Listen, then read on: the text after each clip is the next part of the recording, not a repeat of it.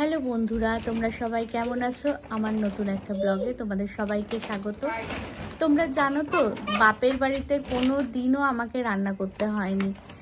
মানে আমার মনে আছে 2 দিন না 3 দিন, হ্যাঁ 2 দিন 3 দিন রান্না করেছি। সেটা হচ্ছে একদিন ডিমের ঝোল, একদিন আলুর তরকারি আর লুচি, ব্যাস। আর কোনো দিনও রান্না করিনি। কিন্তু শ্বশুরবাড়িতে এসে কি হয়, আমার সারাটা দিন রান্নাঘরে থাকে। মানে সকালবেলা 6টার সময় ঘুম থেকে উঠে 7টার মধ্যে টিফিন করে দিতে হয় স্কুলে, তারপরে মিঠির টিফিন, তারপরে আমাদের টিফিন, সকালের পর্ব গেল, তারপর দুপুরবেলার রান্না, বিকেলের স্ন্যাক্সটা আমি বাড়িতেই রান্না করি। কারণ এগরোল, চাউমিন এইগুলো হচ্ছে আমি দোকান থেকে কিনি না। কারণ এখন মিঠিও খায়, আস্তে আস্তে চাউমিন খেতে শিখেছে, তো বাড়ির ঘরে রান্না করে দিলেই আমার ভালো লাগে।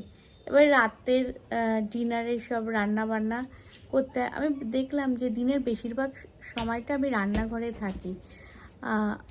আর আগে রান্না করতে খুব বিরক্ত লাগতো, সেই কারণে রান্নাটা কিন্তু একদমই টেস্ট হতো না, একদমই সবাই খেয়ে ভালো বলতো না। কিন্তু এখন রান্না করতে খুব ভালোবাসি।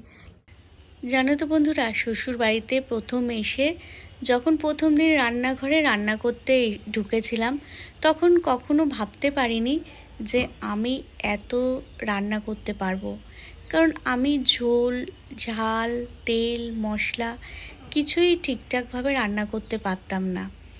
আমার শ্বশুর শাশুড়ি আমাকে অনেকটাই শিখিয়ে পড়িয়ে নিয়েছে। তা সত্ত্বেও ভালোবাসাটা ছিল না রান্নার প্রতি। আর কি জানো তো, রান্নার প্রতি ভালোবাসা না থাকলে তুমি কখনো ভালো রাঁধুনি হতে পারবে না। এইটা আমি বুঝেছি অনেক দেরি করে। খুব বিরক্ত লাগতো, রান্নাঘরের গরম তেল মশলার ঝাঁজ একটুও ভালো লাগতো না।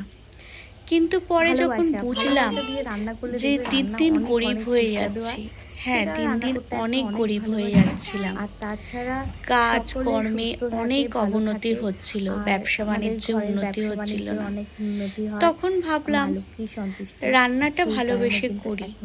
কারণ আস্তে আস্তে এত আর্থিক অবনতি দেখা দিয়েছে, কি করব না করব কিছুই বুঝতে পারছিলাম না। মা লক্ষ্মীর পাঁচালীতে লেখা আছে, ছেড়েছে গৃহস্থলী, ছেড়েছে রন্ধন। সেখান থেকেই রান্না করা শুরু, রান্নার ভালোবাসা শুরু। রান্নার প্রতি ভালোবাসা করতে পেরে কি হয়েছে জানো, রান্নাটাও আমার অনেক সুস্বাদু হয়েছে। তার সাথে আমার ঘরের যে আর্থিক অবনতিটা হচ্ছিল সেটাও কমে গেছে। খুব কম সময়ে অনেক উন্নতি করেছি আমরা, শুধু রান্নাঘরকে ভালোবেসে পরিষ্কার পরিচ্ছন্ন করে আর সবাইকে ভালো মন্দ খেতে দিয়ে। কি জানো তো, যে রাঁধুনি রান্না করে সবাই মানুষকে খাওয়ায় আর সে প্রশংসা পায়, তাতেই কিন্তু আনন্দ। আমি দেখেছি অনেক মানুষ আছে রান্না করতে পাগল, মানে পাগলের মতো ভালোবাসে। তারা কিন্তু জানে না নিজের অজান্তেই লাখ লাখ টাকার মালিক হয়েছে।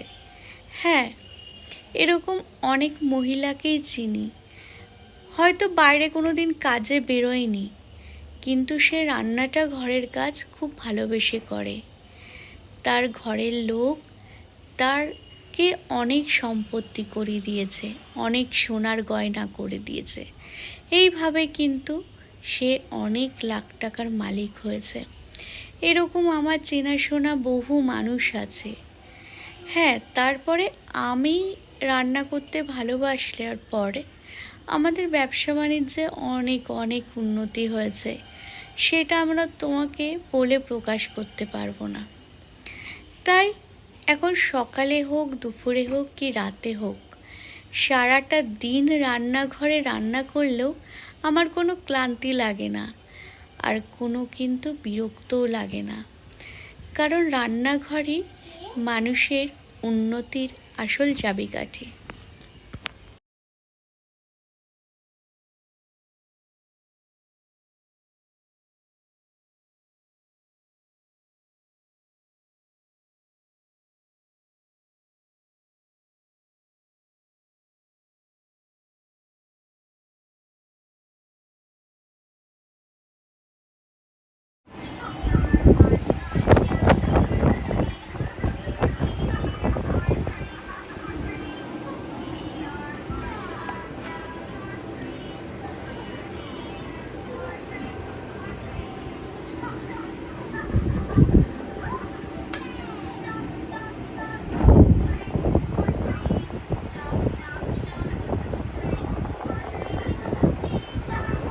এখন বিকেলবেলা ছাদে এসেছি, তো ছাদে এসে দেখছি যে বৃষ্টি পড়ছে, সেই কারণে বসে আছি। আর তোমরা আর এখন হচ্ছে এখানে খুব বৃষ্টি পড়ছে, তো সেই কারণে আজকে আর বাইরে খেলবো না, ঘরেই থাকবো। না বৃষ্টি পড়ছে তো, এটা মুখে কি দিয়েছো? বললো তো সারাদিন ঘরে থাকি, তো এখন আর একদম ঘরে থাকতে ভালো লাগছে না। ফুটবল খেলছে, মিঠে বৃষ্টি পড়ছে তো তুমি ঘরে থাকো।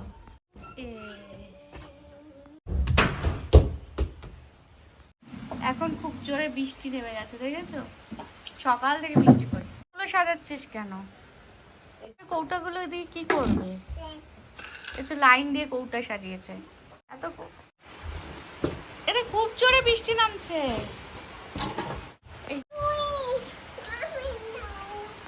খুব জোরে বৃষ্টি নামছে, তাই ঘরে আসছে। আমাদের ঠাকুর ঘর, তো মনসা মায়ের দর্শন করে নাও। মনসা মায়ের নতুন শাড়ি পরাবো, কারণ এই শাড়ি অনেকদিন ধরেই পরে আছে, তো তাই নতুন শাড়ি পরাবো। কিন্তু গোপাল সোনাকে ব্রাশও করিয়ে ভালো করে পরিষ্কার করে স্নান করাতে হবে, কারণ গোপাল সোনার চুল পাচ্ছি না, শুধু মুকুট পরিয়ে রেখেছি। আর গোপাল সোনার এরকম কোনো সময় বাঁশি পাই না, কোনো সময় মাথার মুকুট পায় না, কোনো সময় মাথার চুল পায় না। তখন আমি বুঝে নিই যে গোপাল সোনাদের ব্রাশও করিয়ে পরিষ্কারভাবে স্নান করাতে হবে। তো মাথার চুলটা অনেকক্ষণ ধরে খুঁজেছি, কিন্তু অনেক দিন ধরে পাচ্ছি না। তো পুরো সিংহাসন থেকে ঠাকুর নামিয়ে ভালোভাবে ব্রাশও দিয়ে স্নান করিয়ে তারপরে করব, স্নান করালে তারপরে ঠাকুরের চুল খুঁজে পাবো। কি এর মাথায় জল দিয়ে স্নান করিয়েছি, আর এখনো তো শ্রাবণ মাস চলছে, প্রত্যেক দিনই স্নান করায়। আর তোমরা আমার কার্তিক সোনার একটু দেখে নাও। বিকালে ভাববো যে বেরালাম, এই দেখো কত জোরে বৃষ্টি নামলো। এখন কি করবে? এখানে বসে বসে বৃষ্টি দেখছি, একটু কমেছে। কি তুমি খেলতে পারছো না? মিঠি এখন খেলতে পারছে না, তাই মনটা খারাপ। সকাল থেকে ঘরে আছে, একটুও বেরোতে পারেনি। আজকে আমি মানে নিয়ে সকালে একটু বের হয় ওর পাপা, তবুও আমাদের রাস্তার এখানে অনেকটা জলে হয়ে গেছে। ওই জল দেখবি, রাস্তায় আবার জল হয়ে গেছে। কিন্তু বৃষ্টি পড়ছে, এখন বেরোতে পারবো না, তাই সেই কারণে কি হলো, সেই কারণে ছাদে একটু বসে থাকি। এই কমে গেছে,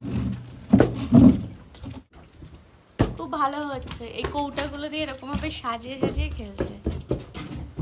পিজ্জা হ্যাঁ করছে এখন। দুজনের দেখো ফুটবল, পাপা কি সুন্দর বৃষ্টিতে খেলা করছে। এখন দেখো দুজনে ফুটবল খেলছে। দুজন মিলে কি করছিস রে? হ্যাঁ, ওখানে রংগুলো ফেলেছে। ও বাবা, জুতো এনেছে। উঠে দাঁড়া। এই পাটা সরো তো, দুজনে পাটা।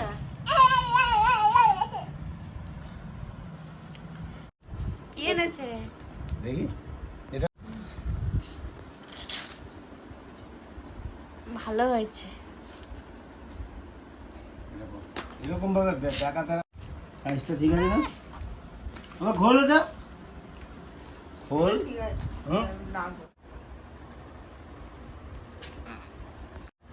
ঠিক আছে, সাইজটা ঠিক আছে না? একটু বস বাবা, একটু। হ্যাঁ, এটা বলে খেলতে পারবে? হ্যাঁ, এটা বলে খেলে? হুম, ওই কচুরি এই দেখো, এটা লাগে, ওটা শেষ কর, ওটা শেষ। বন্ধুরা, আমাকে আর মিঠিকে তোমাদের ভালো লাগলে প্লিজ লাইক কমেন্ট করবে, আর নতুন বন্ধু হলে আমার চ্যানেলটাকে সাবস্ক্রাইব করবে। তোমরা এইভাবেই আমাদের পাশে থাকবে আর খুব খুব ভালো থাকবে।